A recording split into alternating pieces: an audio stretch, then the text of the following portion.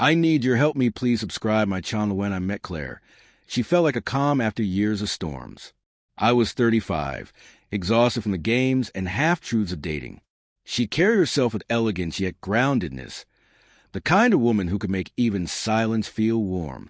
We met at a friend's engagement party. Claire wore a soft blue dress and moved with a quiet confidence that drew me in immediately. Within minutes of talking, I felt a strange familiarity, as if I already knew her story before she'd even told it. We began seeing each other regularly. Coffee dates became dinners. Dinners became weekend trips.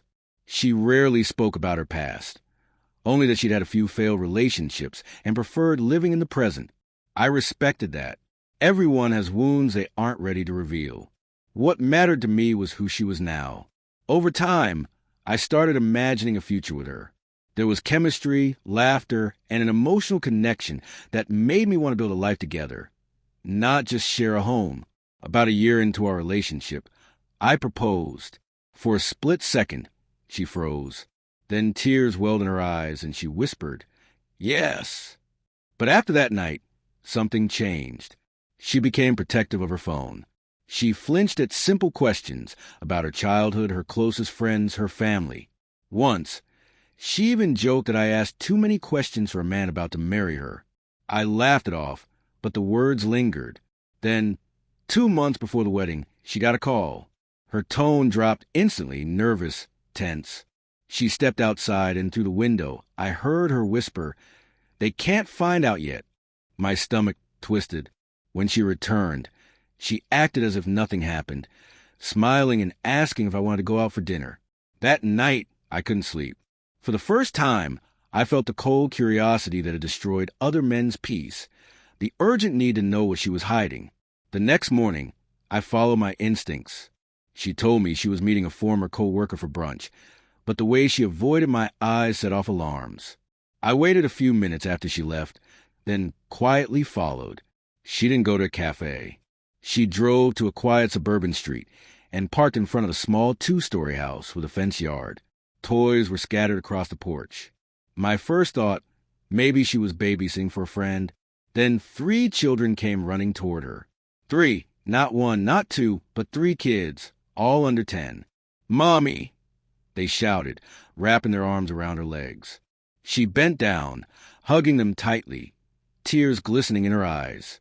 It was a scene that didn't belong to a stranger. It belonged to a mother. I sat frozen in the car, heartbeat echoing in my ears. The woman I thought I knew completely had been living a double life. She glanced over her shoulder once. Did she see me? But only smiled at her kids and walked inside. I didn't confront her that day. I couldn't. I drove home, spending hours staring at our engagement photo on the mantel. Memories replayed differently now. Nights she stayed only on weekends, trips canceled at the last minute, quiet days she needed for herself. Everything clicked. That evening, she came home, kissed me softly, and asked if I had missed her. I smiled, pretending nothing was wrong. Inside, my world was crumbling, but I wanted her to tell me the truth herself. I needed to see if she would choose honesty over the comfort of her lie. A week later, she finally did, but not willingly. 2 nights before our wedding, we sat on the balcony, city lights flickering below. She had been restless all evening, pacing, checking her phone, glancing at me as if weighing whether I had already figured it out. Then she took a deep breath. "There's something I have to tell you before we get married." My chest tightened. I stayed still. Looking down at her hands, trembling, she whispered, "I have kids, Aaron.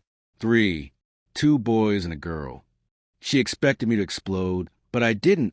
I stayed calm, too calm. "And you were going to tell me when? After the vows?" Tears streamed down her face. "I wanted to, I swear, but every time I tried, I got scared you'd leave." Their father walked out when my youngest was a baby. I didn't want to scare you off with my baggage. I laughed, not out of humor, but disbelief.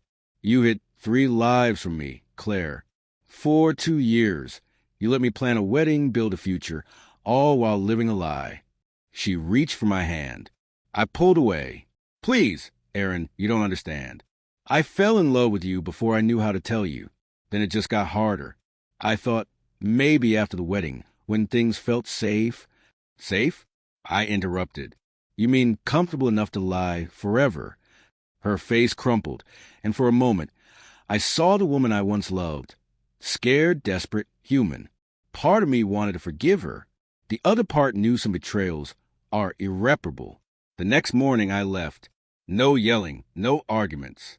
I walked out, leaving the ring on the kitchen counter. Weeks later, she sent pictures of her children, smiling, innocent, oblivious to the chaos their mother had caused. Looking at them, I realized something. She hadn't just hidden her children from me. She had hidden herself. And maybe that's the deepest betrayal of all.